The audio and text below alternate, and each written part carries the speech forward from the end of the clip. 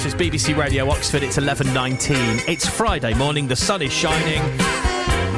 And, of course, as it's Friday, there are a load of new movies that come out today, ones you might want to go and see this weekend, and that is why every Friday at this time I invite movie critic Van Connor onto the show to talk about some of the movies that are out. He gets to see them all, so he gives his honest opinion on which ones we should be spending our time with this weekend. Welcome back to the show, Van Connor. How are we?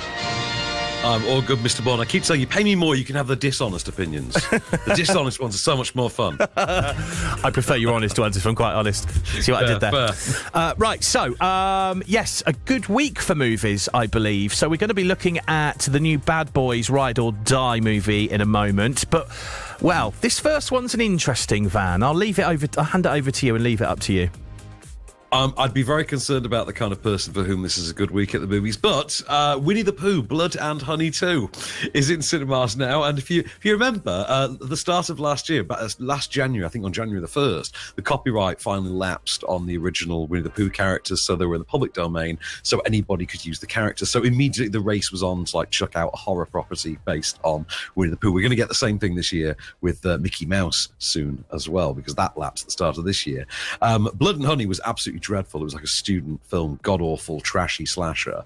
This one basically is the sequel that it basically posits that the first movie was a movie within that movie. So the same events happened, but they happened better, and what we saw was just the trash movie that they made out of it, which is quite a clever get-out when you think about it. So, Winnie the Pooh and the gang were real. When Christopher Robin went off to uni to become a doctor, they were abandoned, neglected, and went on a homicidal rampage. Now, he's returned to the town. He's, disgraced. No one believes him. They think he killed all those people, and he's been sort of ostracized. But at the same time, the people of the town, of the 100-acre town, have started to push into the woods further and further, driving said animals back towards the town themselves. So the rampage that started out as a one-off on a country estate is now going to threaten the town itself. I've got a clip for you, and these are the newly much more vocal bad guys gearing up for war. They're close. Closer than they've ever been. Pooh, Ashdown views our existence as a plague, as horrors of the 100-acre wood, an evil which they created. They will never cease their hunt for us. We trusted Christopher. You can never trust them ever again. It's time to decide. As soon as I pressed play on that clip, the first thing I thought about, his voice reminds me of, from the 80s, "I'll get you, Gadget." Do you remember? Exactly that. Yeah, exactly that, right. It's got that. That's Owl, by the way. There's Pooh, Piglet, Tigger, and Owl. Those are the monsters on the rampage in this one.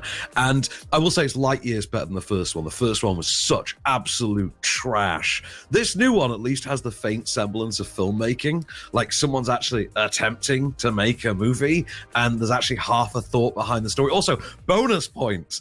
Whoever had to contain their laughter and delivering a truckload of money to Simon Callow with the request, please star in Winnie the Pooh, Blood and Honey 2, just for one scene, give it some class, please. It's complete trash, but it's, about 1 billion times better than the first one, which means that it goes from being a 1-star movie last time to a 2 to lower 3-star effort this time. So it's still not going to set any horror fans' world alight or anything like that, and it's basically what we should have had the first time. If you're going to do a trash Winnie the Pooh horror movie, this is what you would have done. But obviously the last time was just we need to get something out. They have sort of retconned it in. So avoid the first one, but the second one, if you really must see a Winnie the Pooh slasher, look no further. And for anyone who's confused, this isn't animated or CGI. This is real people dressed up.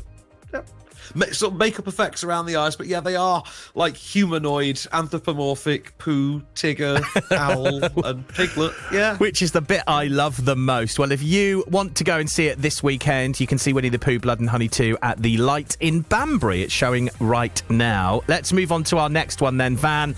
This is the big movie of the week, I think. Bad Boys Ride or Die. Everyone has been highly anticipating this, but the thing is it worth it or not? If you're a fan of the Bad Boys series, you can't miss it because the series is so good. Yeah. Now, I have two ways of looking at this one. I'll get to that. Let me tell you the plot first of all. So this follows on just shortly after the events of the last one, really. So Mike's adult assassin son is in lockup. He has the chance to get out when it emerges that their slain former captain, Captain Howard, who was played by Joe Pantoliano in the first three and does get to reprise it all here. He is falsely accused of being involved in a mass corruption ring. He's obviously dead. He's not around to answer himself. But his being accused of the crime implicates the bad boys themselves in the investigation, and they are forced to go on the run with Mike's assassin son. So have a listen. This is some of the action you're in store for with Bad Boys Ride or Die. We got two suspects, Lowry and Burnett. You set the damn fan on fire! Everybody relax. The fire's on the outside. Now it's on the inside. Y'all are some terrible fugitives. Put a bounty on them. They'll have it coming from cops, cartels, and every gang in the city. The bounty is dead or alive. Now I take the 3 in the front. You take the 6 in the back. Oh, no, you not. These dirty cops attacked our families. We're not losing today.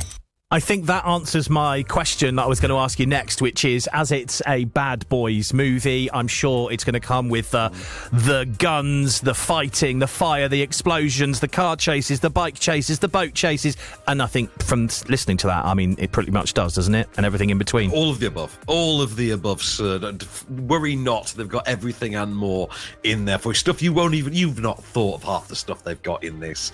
I'd say, as an action movie, a cut above what we tend to get. It's not a John Wick, but it is a cut above your sort of standard studio horror flick. It's certainly it's got more sort of glossy style, for instance, than your average Gerard Butler actioner. But it's got some of the really slick cinematography, gunplay, and choreography that you'll find in something like Extraction at times, something like Chris Hemsworth's Extraction movies on Netflix. The guys are as fun as ever.